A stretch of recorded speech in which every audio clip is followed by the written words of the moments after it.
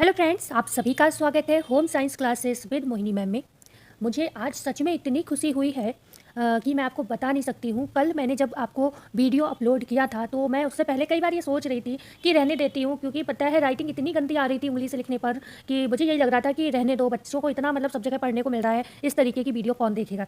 लेकिन सच में first time मुझे ये महसूस हुआ, और ये चीज़ खैर मैं पहले भी महसूस करती थी, लेकिन आज के समय में आप जानते हो इतनी व्यवस्थाएं हैं कि अब ये चीज़ महसूस होने लगती है कि हमारे पास व्यवस्था नहीं है, इसलिए बच्चे कम आते हैं। लेकिन कल की जो क्लास, जिसको मैंने सबसे ज़्यादा अब तक जितनी बार वीडियो मैंने अपलोड की है चैनल पर, सबसे ज़्यादा कल डर के मैंने वीडियो को अपलोड किया था। मुझे लग रहा था इस राइटिंग की वीडियो कौन देखेगा, ठीक है।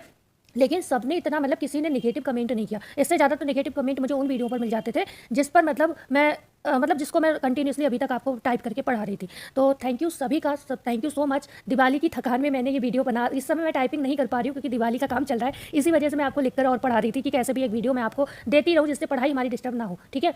तो थैंक यू सो मच, आप लोगों ने इतना हमें सपोर्ट किया, प्यार की दिया, और आपके कल कमेंट भी बहुत आए। हालांकि मैं काम कर रही थी, पर जब भी मैं फ़ोन चेक कर रही थी तो मुझे एक कमेंट दिख रहा था, फिर मैं उसको टाइप मतलब आंसर देना पड़ता है, थोड़ा सोचना भी पड़ता है कि कहीं गलत ना बता दूँ, ठीक है। तो वो सारी चीज़ें, तो कोई बात नहीं, आप लोग कमेंट करते रहिए, आपके प्यारे कमेंट ही हमें प्रोत्साहित करते हैं कि आपको हम पर इतना भरोसा है, ठीक है। तो लेकिन बस एक मेरी छोटी सी रिक्वेस्ट आपसे रहेगी कि अब देखो आपको दिख रहा होगा चैनल पर हम बिल्कुल बिल्कुल टारगेट के बिल्कुल करीब है। आप चाहो तो ये टारगेट मेरा आज ही पूरा कर सकते हो, ठीक है, और चाहो तो आप इसको महीनों लगा दे, ठीक है। तो जो भी नए आए तो प्लीज़ सब्सक्राइब कर दीजिएगा, ये चीज़ मुझे आपको कमेंट में ना बोलनी पड़े, ठीक है। तो जो भी आए कोई भी कमेंट करिएगा, वेलकम है आप सभी का, लेकिन सब्सक्राइब जरूर कर दीजिएगा जिससे मुझे आपको अलग से बोलना ना पड़े, ओके। तो सब्सक्राइब, और हो सके तो ज़रूर शेयर करिएगा जिससे मेरा आज ही टारगेट ये पूरा हो जाए, और दिवाली पर मेरा थोड़ा कहते हैं ना, थोड़ी सी खुशी बढ़ जाए दिवाली पर मेरी, क्योंकि टारगेट के हम बिल्कुल करीब हैं। तो स्टार्ट करते हैं आज की जो क्लास होगी। थोड़ा मैंने समय ज़्यादा ले लिया, उसके लिए माफ़ी चाहती हूँ। वस्त्रोपयोगी रेशों के वर्गीकरण की आज हम बात करने जा रहे हैं, जो कि आपने यहाँ पर देख ही लिया होगा, ओके। तो अब हम स्टार्ट करते हैं। वस्त्रोपयोगी रेशों के वर्गीकरण से पहले हम पहले अगर हम बात करें, आपको ये पता होना चाहिए रेशा या फाइबर होता क्या है, ठीक है। रेशा या फाइबर क्या होता है, तो हम सभी जानते हैं जो रेशा या फाइबर होता है ये क्या है, वस्त्र की क्या है, ये मूल इकाई है। क्या है ये? मूल इकाई है। इसी पर क्या है, पूरी प्रक्रिया डिपेंड है। जो वस्त्र हमने पहन रखा है इस इकाई पर ही डिपेंड है, ठीक है। मूल इकाई कही जाती है वस्त्रों की, ओके। तो अगर हम इसमें बात करें, जो रेशे आपके होते हैं, सबसे पहले क्या होते हैं, रेशे जो होते हैं, रेशे पर होती है कताई का प्रोसेस होता है, ओके। कताई का प्रोसेस होता है और निर्माण हो जाता है किसका, धागे का निर्माण हो जाता है, ओके। धागे का जब निर्माण होता है फिर धागा बनता है, तो इस पर बुनाई का प्रोसेस होता है, ओके। और बुनाई के बाद क्या बन जाता है, एक कपड़ा बन जाता है। अब ये कपड़ा गंदा भी हो सकता है, इस पर ऑयल के धब्बे लगे हो सकते हैं, ठीक है। जो मशीन होती है उनकी गंदगी हो सकती है। तो इन सब भी वजह से इसको हम क्या कहते हैं, ग्रे गुड्स या ग्रीस गुड्स कहते हैं, ओके। ग्रे गुड्स कहते हैं, आपने पढ़ा होगा। अब क्योंकि ये कपड़ा जो है क्या है, बन तो गया है लेकिन हम इसको कैरी नहीं कर सकते, मतलब हम इसको इस्तेमाल या पहन नहीं सकते।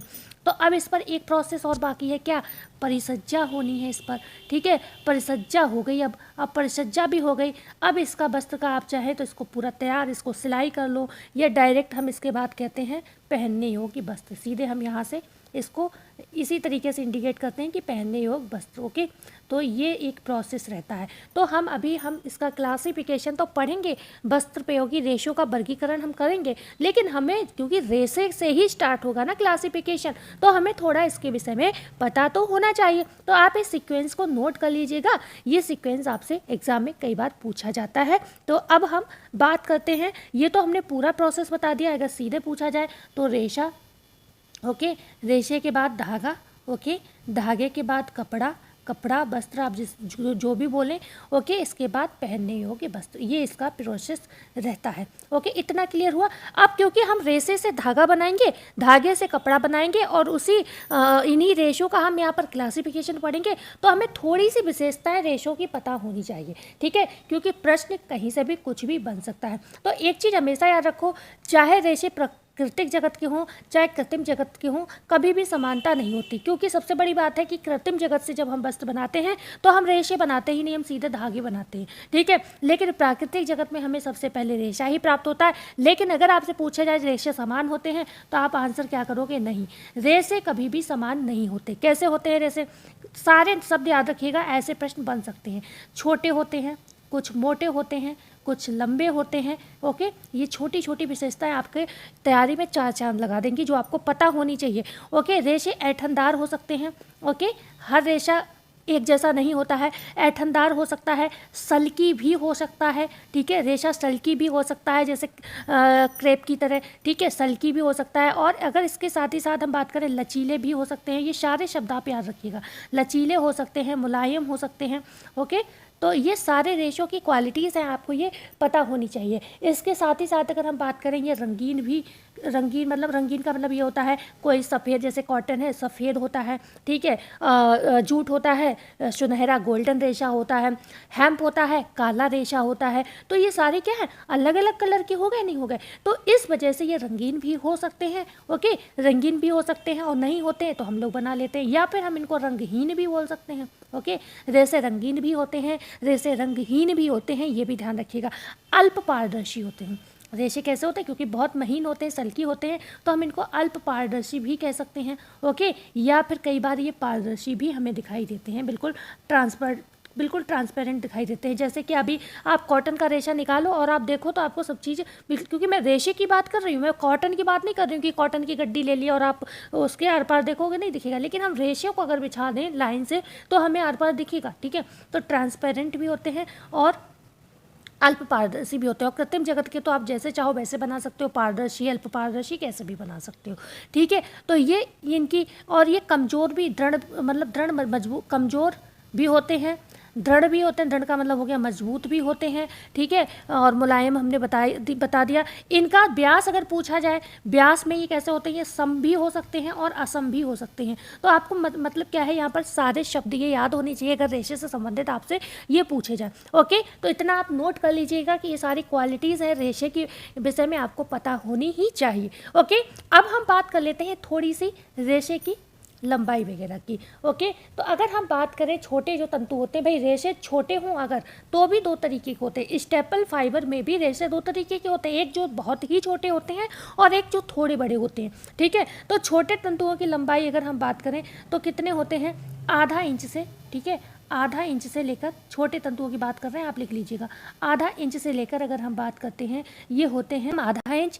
तथा अगर लंबे तंतुओं की हम बात करें, तथा लंबे तंतुओं की अगर हम बात करते हैं, लंबे तंतुओं की, ये छोटों की बात की तो ये कम से कम 18 से 30 इंच तक हो सकते हैं। 18 से 30 इंच तक ये लंबे हो सकते हैं। अलग अलग बुक में थोड़ा अलग अलग मिलेगा। ठीक है, कहीं 1.5 से 2.5, आधा इंच से 2.5 इंच तक छोटे तंतु माने गए हैं।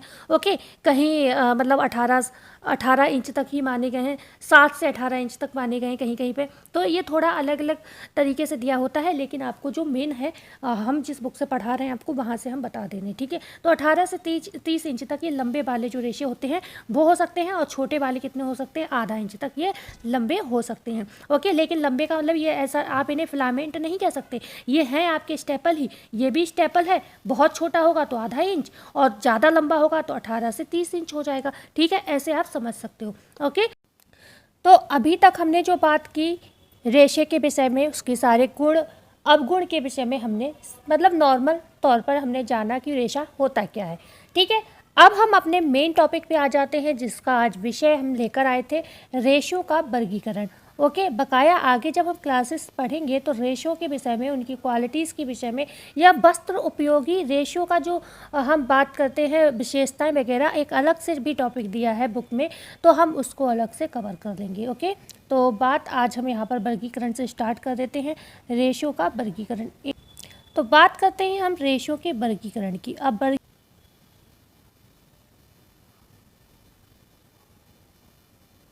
Okay, classification of fibre. तो आप सभी अच्छे से जानते होंगे, हमें रेशे जो होते हैं 2 तरीके से प्राप्त होते हैं। एक तो अगर हम बात करें कैसे, लंबाई के आधार पर। ओके, लंबाई के आधार पर रेशे होते हैं। दूसरा अगर हम बात करें जहाँ से हमें मिलते हैं, सोर्स क्या है, स्रोत क्या है। ठीक है, स्रोत, सोर्स, आपसे कुछ भी पूछा जा सकता है, तो कहाँ से प्राप्त हो रहा है, या प्राप्ति के आधार पर भी हम इसको बोल देते हैं कि कहाँ से प्राप्त हो रहे हैं। तो ये 2 वर्गीकरण है, हमने शॉर्टली लिखा है, आप इसे आराम से अच्छे से लिख लीजिए। ठीक है, तो रेशों का वर्गीकरण 2 तरीके से करते हैं, एक लंबाई के आधार पर, दूसरा हम स्रोत के आधार पर करते हैं। ठीक है, स्रोत के आधार पर वर्गीकरण, ऐसे आप लिख लीजिए। ओके, अब लंबाई के आधार पर कितने होते हैं, ये भी 2 होते हैं, 2 होते हैं। ठीक है, वर्गीकरण कितने तरीके से कर सकते हैं, 2 तरीके से, ये भी याद रखिएगा। लंबाई के आधार पर और स्रोत के आधार पर। अगर आपसे पूछा जाए लंबाई के आधार पर कितनी तरीके से वर्गीकरण कर सकते हैं, तो 2 प्रकार से। कौन कौन से? एक तो आपके स्टेपल हो गए, ओके, स्टेपल फाइबर हो गए, और दूसरे कौन से हो गए? आपके फिलामेंट हो गए, ओके, फिलामेंट हो गए, ओके, फिलामेंट रेशे हो गए। 2 तरीके हो गए। अब आपसे अगर पूछा जाए कि स्टेपल को और क्या कहते हैं, तो हम इनको लघु रेशे भी कहते हैं, लघु आकारीय, क्योंकि ये छोटे रेशे होते हैं तो हम इनको लघु आकारीय रेशे भी कह सकते हैं, ठीक है, लघु आकारीय रेशे भी कह सकते हैं। और फिलामेंट अभी हम थोड़ा सा यहाँ पर इसको निपटा देते हैं लंबाई के आधार पर, ठीक है, तब हम इसको स्रोत के आधार पर वर्गीकरण करेंगे, क्योंकि ये एक बहुत लंबा प्रोसेस है। तो पहले हम लंबाई वाला निपटा देते हैं, क्योंकि स्क्रीन पर फ़ोन के लिखना मुश्किल हो जाएगा ज़्यादा, इसलिए तो ज़्यादा किचपिच ना हो, इसलिए आप एक जगह इस चीज़ को समझ लीजिए। तो अगर हम स्टेपल की बात करें तो स्टेपल को लघु आकारीय रेशे कहते हैं, ठीक है। क्यों कहते हैं? क्योंकि ये छोटे होते हैं। अगर हम बात करें प्रकृति में कौन सा रेशा है जो हमें कह सकते हैं स्टेपल प्राप्त नहीं होता, तो वो रेशम है।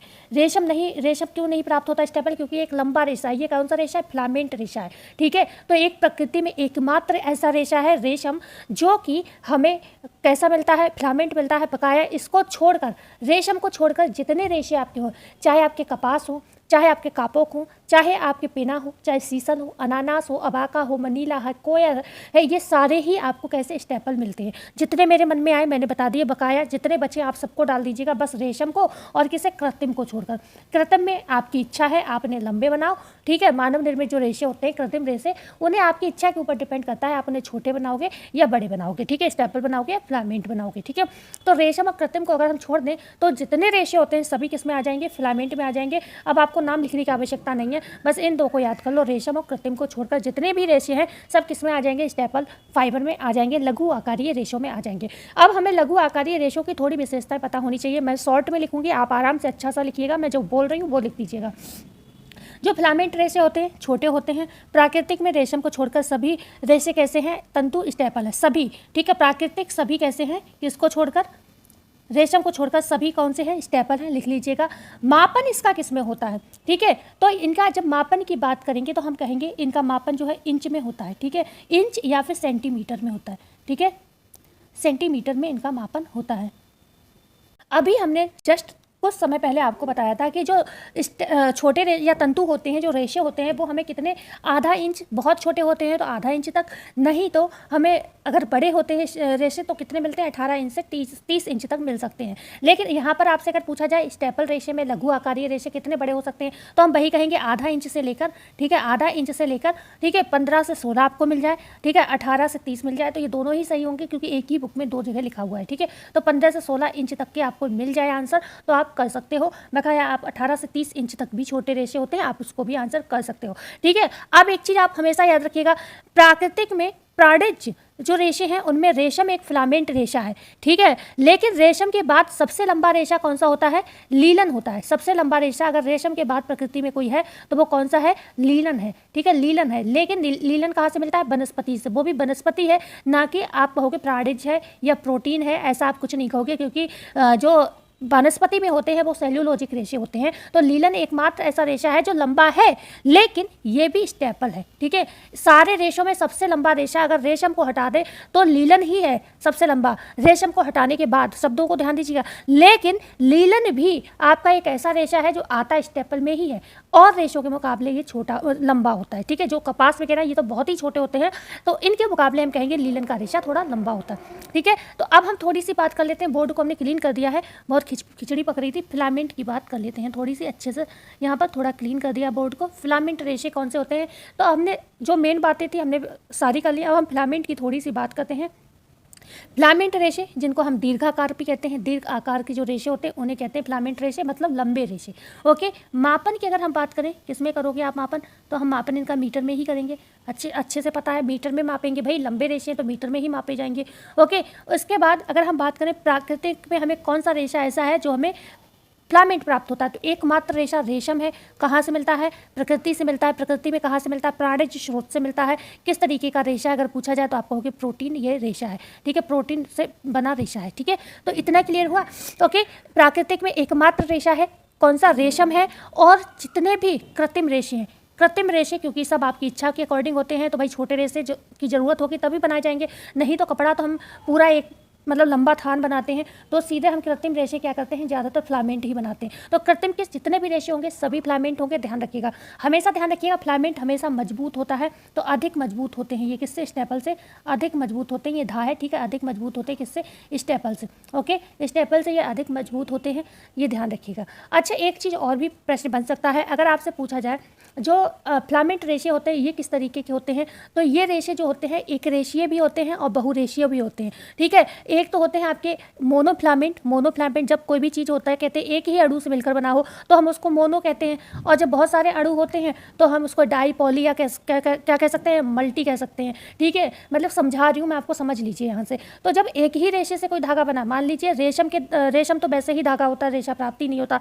जैसे ऊन है। ओके, अब मान लो मैंने कहा अल्पाका से प्राप्त हुआ है ऊन, तो सारे रेशे जो हैं अल्पाका से लिए गए हैं, या फिर मतलब ऊन तो कोई भी हो लेकिन उसमें कोई कपास वगैरह मिला हुआ ना हो। ऐसा ना हो कि कपास वगैरह भी मिला दिया गया हो, ठीक है। तो कपास वगैरह अगर मिला हुआ नहीं हो, जब खाली एक ऊन का ही रेशा बना हुआ हो, तो हम उसको क्या कहेंगे, एक रेशिए कहेंगे। या फिर कपास का ही रेशा है, मान लो कपास है तो इसमें कोई और रेशा मिला हुआ नहीं होना चाहिए, तो हम इसको क्या कहेंगे, एक रेशिए कहेंगे। ओके, एक रेशिए कहेंगे। लेकिन यहीं पर अगर कोई ऐसा रेशा है, जैसे कपास के साथ इन्हें प्लस कर दिया किसको, ऊन, तो अब ये क्या हो गया, कटसबूल हो गया। तो ये क्या हो गया, ये मल्टीफिलामेंट हो गया। क्यों, क्योंकि दो हो गया, कपास प्लस ऊन हो गया। ओके, तो टेरिलिन है, टेरिलिन के साथ इन्होंने क्या मिला दिया, कॉटन मिला दिया। टेरिलिन है, टेरिलिन के साथ क्या किया, कॉटन मिला दिया। तो ये क्या हो गया, ये भी मल्टीफिलामेंट हो गया। भाई एक से तो ज़्यादा हो गए ना, और भी मिला, मतलब और चाहे तो और भी मिला सकते हैं, तो ये क्या हो जाएगा, बहुरेशिए हो जाएंगे, मल्टीफिलामेंट हो जाएंगे। तो रेशे जो होते हैं दो तरीके के होते हैं, एक रेशिए मतलब फिलामेंट रेशे जो होते हैं, ध्यान रखिएगा, फिलामेंट रेशे दो तरीके के होते हैं, एक तो एक रेशिए होते हैं, दूसरे बहुरेशिए होते हैं। अलग अलग में बहुत सारे दिए हैं, द्विरेशिए, त्रिरेशिए भी, ठीक है।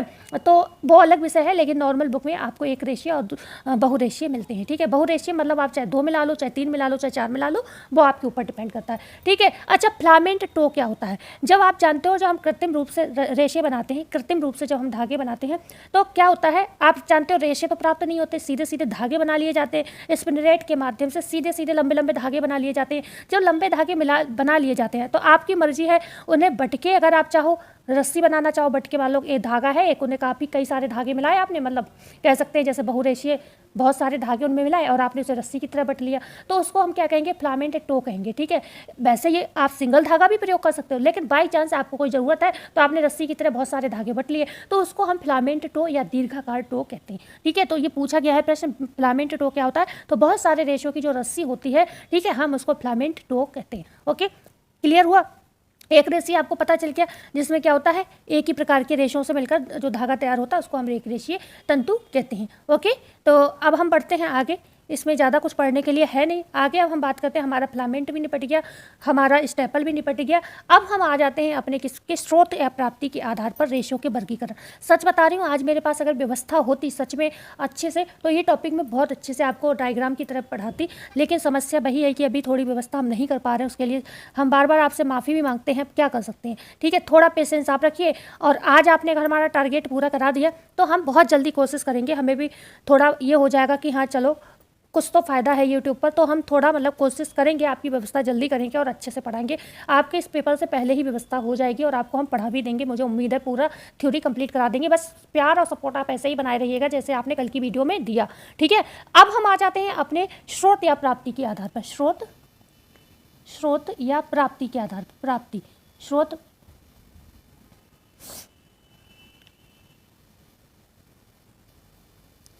स्रोत प्राप्ति के आधार पर, ठीक है, प्राप्ति के आधार पर कौन कौन से होते हैं, देखो स्रोत और प्राप्ति के आधार पर भी हमें रेशे दो तरीके से प्राप्त होते हैं। कितने तरीके से, दो तरीके से। कौन कौन से, अगर वही हम बात करेंगे, मैं इधर ही लिखूंगी फिर से जिससे स्क्रीन पर बची रहे हमारे लिए काम के लिए। एक तो आपके प्राकृतिक रेशे होते हैं, प्राकृतिक रेशे होते हैं, ओके, प्राकृतिक होते हैं। दूसरे आपके जो होते हैं कृत्रिम रेशे होते हैं, कृत्रिम रेशे होते हैं, ओके, कृत्रिम, ओके। प्राकृतिक और कृत्रिम दो तरीके के रेशे होते हैं। अब यहाँ पर भी हम बात करेंगे पहले किसकी, प्राकृतिक की, फिर हम कृत्रिम की बात करेंगे, ठीक है। तो प्राकृतिक पे आप जानते हो प्राकृतिक में भी कितने रेशे प्राप्त होते हैं, 3 तरीके से हमें रेशे प्राप्त होते हैं। कितने तरीके से, 3 तरीके से, ओके, 3 तरीके से प्राप्त होते हैं। कौन कौन से हैं 3 तरीके से रेशे, आप जानते हो सबसे पहले हमें सबसे ज़्यादा कहाँ से प्राप्त होते हैं, वनस्पति से प्राप्त होते हैं। नंबर 1 वनस्पति लिख लीजिए, वनस्पति, ओके। दूसरे की अगर हम बात करें कहाँ से प्राप्त होते हैं, अभी हम प्राकृतिक की बात कर रहे हैं, ओके। प्राकृतिक की बात कर रहे हैं तो हम दूसरे कहाँ से प्राप्त होते हैं, हमें प्राणिज से प्राप्त होते हैं, प्राणिज से प्राप्त होते हैं। ओके, तीसरे थर्ड की अगर हम बात करते हैं, तीसरा पॉइंट 2 हो गया, एक और बचा तीसरा, कौन सा हो गया, खनिज रेशे हो गए। ओके, कृत्रिम को हम बाद में पढ़ेंगे। ओके, कृत्रिम को हम बाद में पढ़ेंगे, अभी कृत्रिम को हटा दीजिए। ये भी 2 तरीके से प्राप्त होते हैं पर अभी हम इसकी बात नहीं करेंगे। अब हम प्राकृतिक पढ़ रहे हैं, स्रोत के आधार पर वर्गीकरण पढ़ रहे हैं। स्रोत में हम प्राकृतिक रूप से जो रेशे प्राप्त होते हैं उनकी बात कर रहे हैं। अभी हमने वनस्पति की बात की, वनस्पति में भी हमें 3 तरीके से रेशे प्राप्त होते हैं। 3 तरीके से, कैसे? एक तो आपका हो गया कौन सा, बीज वाला रेशा, ठीक है। दूसरा अगर हम बात करें किसका, तने वाले हो गए, तने में बहुत सारे तने आ जाते हैं।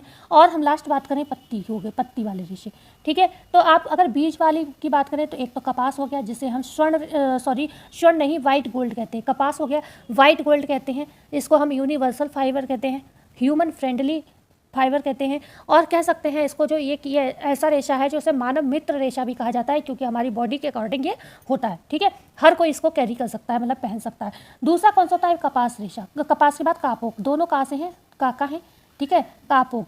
कपास और कापोक कौन से रेशे हैं, बीज से प्राप्त होते हैं, ठीक है। वनस्पति में हमें 3 जगह से रेशे प्राप्त होते हैं, बीज से, तने से और पत्ती से। ओके, पत्ती से। तो बीज वाले कौन हो गए, कहाँ से, कपास, कहाँ से, कापोक। कापोक से आप जानते हो जीवन सुरक्षा पेटी बनाई जाती है, कुछ डेकोरेटिव चीज़ें बनाई जाती हैं, ठीक है, मतलब सजावटी सामान बनाए जाते हैं, या फिर चीज़ों को पैक करने के लिए पैकिंग मटेरियल में इसका यूज़ किया जाता है। क्योंकि इसमें एथनी की क्वालिटी नहीं होती, इस वजह से इस पर कताई की प्रक्रिया नहीं हो पाती। कताई नहीं होगी तो धागा नहीं बन पाएगा, ठीक है। ये आप सभी जानते हो, रेशे पर जब कताई होती है तभी धागे का निर्माण होता है। तो यहाँ पर कापोक की बात कर ली हमने। अगर हम बात करते हैं तने की, हम बाद में बात करेंगे, पहले पत्ती को निपटा लेते हैं। पत्ती भी मात्र 2 रेशे हैं, आप जानते हो, एक आपकी पिना है, ओके, एक है पिना और दूसरा कौन सा, सीसन। पिना और सीसन, ये 2 रेशे ऐसे हैं जो आपको पत्ती से प्राप्त होते हैं। पिना आप जानते हो, अनानास की जो पत्तियां होती हैं, पत्तियों से जब धागे बनाए जाते हैं तो उसको हम पिना कहते हैं, ठीक है। आगे हम बात कर लेते हैं तने। तने में आप जानते हो, इन 2 को छोड़ दो, बीज वालों को छोड़ दो और पत्ती वालों को, 2 को याद कर लो। और जितने भी वनस्पति के देखो प्राणिज में तो आपको बहुत अच्छे से पता है 2 ही होते हैं, रेशम और ऊन, ये भी याद हो जाएगा। खनिज के भी सोना चांदी एस्बेस्टस ही आता है, खासतौर से प्रश्न आपको एस्बेस्टस से ही देखने को मिलता है। ओके, तो बचा क्या, सिर्फ तना बचा, ठीक है। और सिंथेटिक फाइबर भी आपको नाम से पता, अब इतना तो थोड़ा बहुत तो आप पढ़ते ही होगे, तो इतना तो एक्सपीरियंस हो गया होगा कि आप वैसे भी करके उसको पहचान सकते हो प्रश्न में कि कौन सा सिंथेटिक है, कौन सा प्राकृतिक है, कौन सा बीज वाला है, कौन सा तना वाला है। तो आप थोड़ा भी अगर इसे पढ़ लोगे तो ये बहुत डिफिकल्ट नहीं, क्योंकि ये लंबे समय से आप लोग पढ़ रहे होगे, जिनका टीजीटी पीजीटी अप्लाई है, इसका मतलब लंबे समय से तैयारी कर रहे हैं, ठीक है। जो नए बच्चे हैं, नए कॉम्पिटिटर आएंगे, उनके लिए तो डिफिकल्ट हो सकता है, ठीक है। तो अब हम बात कर लेते हैं तने के रेशे। सारा इरेज कर दूँ एक बार तो जगह मिल जाएगी। ओके, चलो लिख देती हूँ। तने में क्या है, लीलन। कोई भी नया बच्चा है वो ये ना सोचे मैं ऐसे लिखती हूँ, आप इतना गंदा, प्लीज़ मैं बता देती हूँ, मैं हाथ की उंगली से लिख रही हूँ ये। ओके, ये मुझे बार बार बोलना पड़ता है, इस वजह से राइटिंग बच्चों ऐसी आ रही है। बस बहुत जल्दी हम आपके लिए प्रयास करेंगे, ठीक है। तो लीलन, हेम्प, जैसे मैं थोड़ा कोशिश कर रही हूँ, कंप्रोमाइज़ कर रही हूँ, मुझे भी बहुत बुरा लग रहा है इस तरीके से आपको मैं रिप्रेजेंट कर रही हूँ, पढ़ा रही हूँ, लेकिन थोड़ा सा पेशेंस बना के रखिए आप लोग भी, और प्लीज़ आज हमारे चैनल को जरूर सपोर्ट करिएगा। तो लीलन हो गया, हेम्प हो गया। लीलन जो होता है आप जानते हो, इस पर विशेष तरीके से एक प्रोसेस किया जाता है, रेटिंग, और दूसरा रीपलिंग। हालांकि रेटिंग का जो प्रोसेस होता है वो जूट पर भी होता है, लेकिन प्रश्न में ज़्यादातर लीलन के विषय में पूछा जाता है, ठीक है। और एक रीपलिंग प्रोसेस होता है, जब इसकी पत्तियों वगैरह को, इसकी गंदगी को हटाया जाता है, और ठीक है, जो भी पत्ती एक्स्ट्रा चीज़ें होती हैं वो तने में, वो चीज़ें हटाई जाती है, तो उसको हम रीपलिंग कहते हैं। लेकिन जब हम तना निकालते हैं, पानी में गलाते हैं, उस प्रक्रिया को हम रेटिंग कहते हैं। तो आपको पता है लीलन में ये प्रक्रिया होती है, ठीक है। पैक्टिन किस में पाया जाता है, लीलन में पाया जाता है। हालांकि हम यहाँ पर क्लासिफिकेशन पढ़ रहे हैं फाइबर्स का, तो हमें बहुत ज़्यादा अभी इन चीज़ों को नहीं पढ़ना है, हमें सिर्फ जानना है कि क्या क्या किस में आता है। ओके, अब हम बात कर लेते हैं हेम्प के विषय में। हेम्प को काला रेशा कहते हैं, बस इतना ही काफ़ी है। जूट आप जानते हैं, जूट को हम पहले संस्कृत भाषा के शब्द में इसको टाट कहा जाता था, जिससे हम कहते थे, टाट का मतलब क्या होता था, तने से उत्पन्न होने वाला रेशा, इसको कहा जाता था, ठीक है। तो भारत में ये पाया जाता था, ओके, पहले के समय में। इसमें भी राइटिंग प्रोसेस होता है, ध्यान रखिएगा। इसके बाद आपके अबाका आ जाएगा, मनीला आ जाएगा, ठीक है, और कोयर आ जाएगा, नारियल से जो मिलता है, ये सब किसमें, तने में आ जाएंगे, कोयर हो गया। अब हम इसके बाद जो नारियल की जटाएं होती हैं उससे भी रेशे बनते हैं, और ख़ासतौर से आपने मैट वगैरह देखे होंगे, वो कोयर के बने होते हैं, आपने देखे होंगे वो रेशेदार लंबे लंबे मतलब बोरे की तरह लगते हैं देखने में। वो वाले जो मैट आते हैं अब तो चलते भी नहीं है, पहले के समय में बहुत चलते थे, तो वो कोयर के ही बनाए जाते थे। और सन हो गया आपका, ये सब तने वाले रेशों में आ जाते हैं। तो आई होप आपको इतना क्लियर हो गया। हमने आपको क्या बताया, थोड़ा सा मैं जल्दी जल्दी बोल देती हूँ। रेशे का वर्गीकरण दो तरीके से बताया था। एक हमने बताया था लंबाई के आधार पर वर्गीकरण, दूसरा हमने बताया था प्राप्ति या स्रोत के आधार पर वर्गीकरण। जब लंबाई के आधार पर हमने बताया था तो दो बताए थे, फिलामेंट रेशे और दूसरे स्टेपल फाइबर हमने बताया था। अब हम बात कर रहे हैं, हमने फिलामेंट और स्टेपल के विषय में आपको बता दिया कि फिलामेंट दो तरीके के होते हैं, एक रेशीय होते हैं और बहुरेशीय होते हैं। ठीक है, उसके बाद अगर हम बात करते हैं, फिर हमने आपको क्या पढ़ाया, स्रोत या प्राप्ति के आधार पर रेशों का वर्गीकरण, जिसमें हमने बताया था दो तरीके से हमें रेशे प्राप्त होते हैं। एक तो हमें प्राकृतिक रूप में प्राप्त होते हैं, दूसरा हमें कृत्रिम रूप में प्राप्त होते हैं। तो प्राकृतिक ही अभी हमने पढ़ाया है, अभी कृत्रिम हमने बताया नहीं। प्राकृतिक में हमने क्या बताया, रेशे हमें तीन तरीके से प्राप्त होते हैं। एक तो वनस्पति से प्राप्त होते हैं, दूसरे प्राणिज से प्राप्त होते हैं, तीसरे खनिज से प्राप्त होते हैं। ठीक है, खनिज से प्राप्त होते हैं। वनस्पति में हमने बताया रेशे तीन तरीके से मिलते हैं, बीज वाले रेशे, तने वाले रेशे और पत्ती वाले रेशे। बीज वाले में हमने बताया कपास और कापोक, पत्ती वाले में हमने पिना और सीसल बताया, और तने वाले में हमने linen, hemp, jute, manila, abaca, सन, कोयर इत्यादि को बताया। अब हम बात करेंगे प्राणिज रेशों की थोड़ी सी, हालांकि ऐसे ही बता देते हैं, इसमें ज़्यादा कुछ है नहीं। प्राणिज में आपको पता है ऊन, रेशम, ऊन और रेशम आता है। ऊन बहुत सारी विभिन्न प्रकार की, भेड़ से, बकरियों से, ऊँट से, ना जाने कहाँ से प्राप्त होता है। ठीक है, विभिन्न जानवरों से ये प्राप्त होता है। और रेशम आप जानते हो, रेशम ये भी कैसे, दोनों प्रोटीन रेशे हैं, दोनों प्रोटीन रेशे होते हैं। इसमें रेशम में सेरेसिन गोंद पाया जाता है, थोड़ा सा बता देते हैं। ओके, और सेरेसिन जो होता है गोंद पाया जाता है, और फाइब्रिन प्रोटीन इसमें पाई जाती है। ओके, आगे अगर हम बात करते हैं, प्राणिज हो गया हमारा, खनिज बचा, खनिज में तीन मुख्य पूछे जाते हैं, सोना चांदी, और सोना चांदी एस्बेस्टस मतलब तीन होते हैं, लेकिन मुख्य क्या है, एस्बेस्टस इसमें पूछा जाता है। तो हम एस्बेस्टस की बात करते हैं ज़्यादा, हम और किसी चीज़ की जिससे प्रश्न ही नहीं आता उसको पूछने का बताने का क्या फ़ायदा। एस्बेस्टस, अभी तक तो सोना चांदी के विषय में कोई ज़्यादा प्रश्न कभी पूछा ही नहीं गया। तो एस्बेस्टस के विषय में बात करें, बस ब्रोकेड जो वस्त्र होता है, ब्रोकेड की कढ़ाई जो होती है सोना चांदी के तारों से होती है, जो बहुत महंगे कपड़े होते थे उनकी कढ़ाई होती थी सोना चांदी से, आज के समय में भी होता है। ठीक है, लेकिन उतना ज़्यादा पूछा नहीं जाता। तो एस्बेस्टस की हम थोड़ी सी बात कर लेते हैं। इसे हम अधात्विक तंतु कहते हैं, और ये प्रश्न कई बार पूछा गया। ठीक है, अधात्विक तंतु कहते हैं, थोड़ी सी जानकारी एक्स्ट्रा ले लेते हैं, बकाया वर्गीकरण हम कर ही रहे हैं। ठीक है, तो अधात्विक तंतु, इसको जंग प्रूफ तंतु, ध्यान रखिएगा ये पूछा जाता है, तो हमने इसलिए डाल दिया है थोड़ा सा जंग प्रूफ तंतु। साथ साथ इसको हम एसिड प्रूफ तंतु भी कहते हैं, एसिड प्रूफ तंतु भी कहते हैं। ओके, एसिड प्रूफ तंतु कहते हैं। पैकिंग मटेरियल में इसका सबसे सर्वाधिक यूज़ होता है, और इसको हम अज्वलनशील तंतु भी कहते हैं। ठीक है, इसीलिए फायर ब्रिगेड वगैरह के कपड़े जो होते हैं इन्हीं के बने हुए होते हैं। अब हम अपने मेनली आ जाते हैं, हमारा सारा प्राकृतिक निपट गया। अब हम आ जाते हैं किस पर, अब हम आ जाते हैं कृत्रिम में। बहुत इंपॉर्टेंट है, ध्यान से पढ़िएगा। ठीक है, कृत्रिम की अगर हम बात करते हैं, कृत्रिम जिसे हम आर्टिफिशियल फाइबर भी कहते हैं, तो जो आपके कृत्रिम होते हैं, कृत्रिम रेशे जो होते हैं, वो भी हमें दो तरीके से प्राप्त होते हैं। कभी पूछा जाए तो याद रखिएगा दो तरीके से। कौन कौन से, नंबर एक, ये मानव निर्मित होते हैं, मानव निर्मित होते हैं। ओके, दूसरे कौन से होते हैं, ये रासायनिक होते हैं, रासायनिक होते हैं। ओके, मानव निर्मित होते हैं, दूसरे ये रासायनिक विधि से तैयार रेशे होते हैं। तो मानव निर्मित तो आपको बहुत अच्छे से याद होगा। रेयॉन कैसा है, रेयॉन मानव निर्मित रेशा है। ठीक है, मानव निर्मित रेशा है। तो रेयॉन भी कई तरीके के होते हैं। अगर हम बात करें, ये भी मानव निर्मित जो होते हैं, मैन मेड जो फाइबर होते हैं, ये मुख्यतः तीन माने जाते हैं।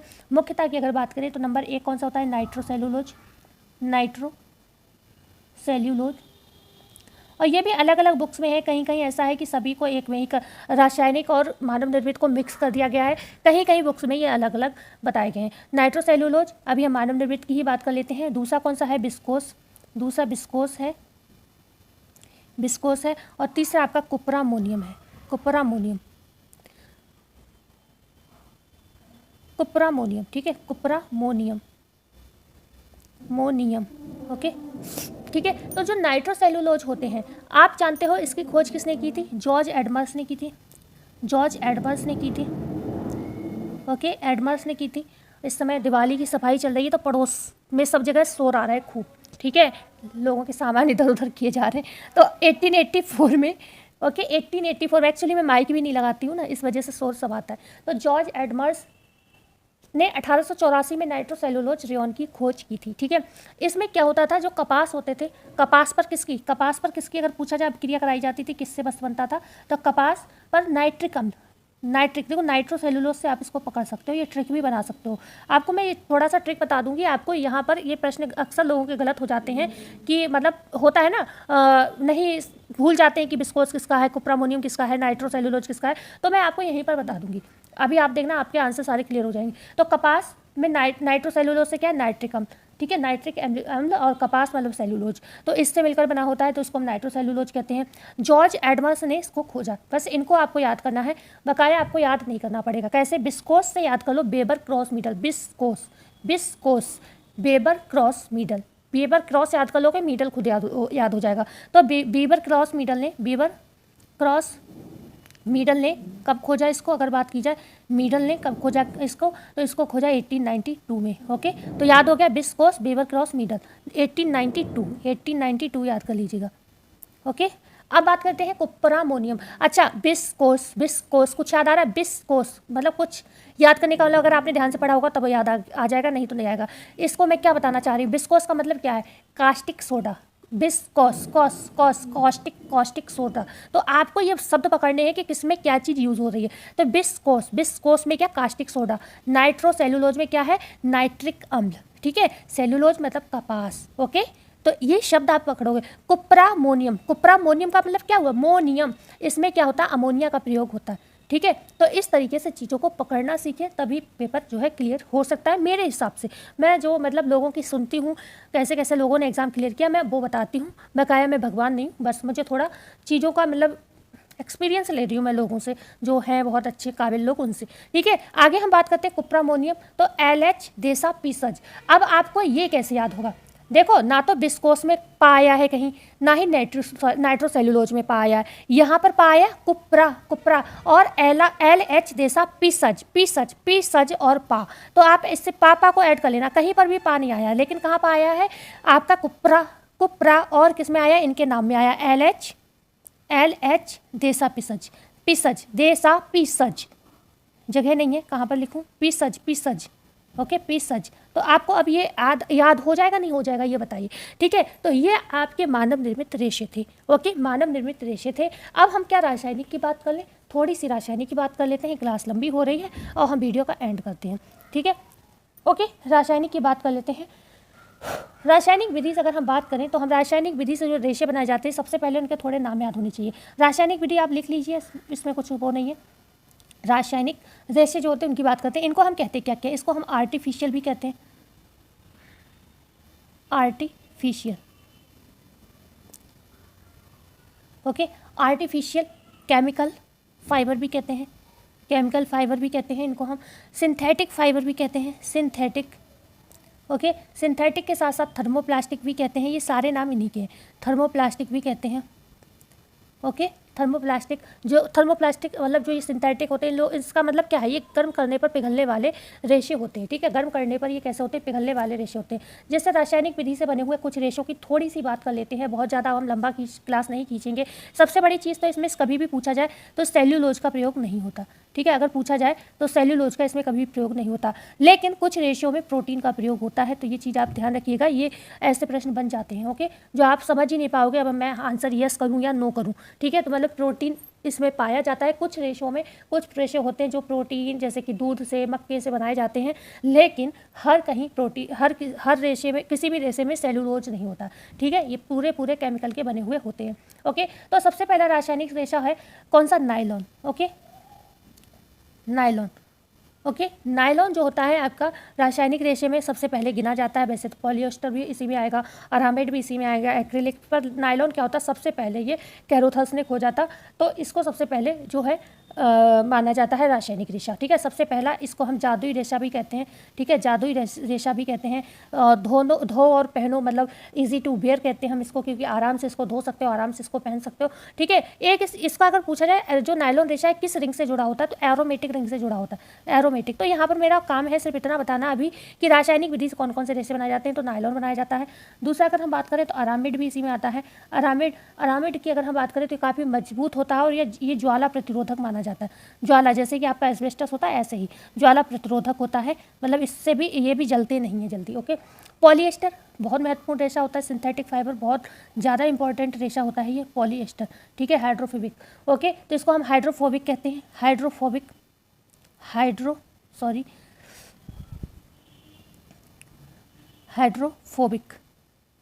बहुत छोटा मैं लिखने की कोशिश कर रही हूँ तब भी उंगली चल नहीं रही है बिल्कुल भी। तो हाइड्रोफोबिक ये क्यों कहते हैं, क्योंकि ये जल को अवशोषित ये भी नहीं करता, ठीक है। जैसे ये ज्वाला अरामिड जो है, जो ज्वाला मतलब जलता नहीं है, इसी तरीके से ये क्या होता है, ये पानी को अवशोषित नहीं करता, इसलिए हम इसको हाइड्रोफोबिक कहते हैं पॉलिएस्टर को, ठीक है। तो पॉलिएस्टर भी कैसा रासायनिक रेशा है। इसके बाद अगर हम एक्रिलिक की बात करें तो एक्रिलिक के बहुत सारे ग्रुप हैं, बहुत सारे इसमें आते हैं, जैसे एक्रिलॉन है, क्रिसलॉन है, ऑर्लॉन है। तो इसके बहुत सारे ट्रेडमार्क हैं, तो आप इसको बस ऐसे ही याद कर लीजिए। अगर आपको मतलब पता होना चाहिए कि रासायनिक रेशे में आते हैं। स्पेंडेक्स भी आपका रासायनिक रेशा है। स्पेंडेक्स बहुत पूछा जाता है, रबड़ की तरह होता है ये, ठीक है, खींचने वाला वस्त्र होता है, लेकिन जो स्पेंडेक्स होता है ये भी आपका रासायनिक रेशा है। मार्ट एक्रिलिक ये भी कभी कभी पूछा गया है, मार्ट एक्रिलिक।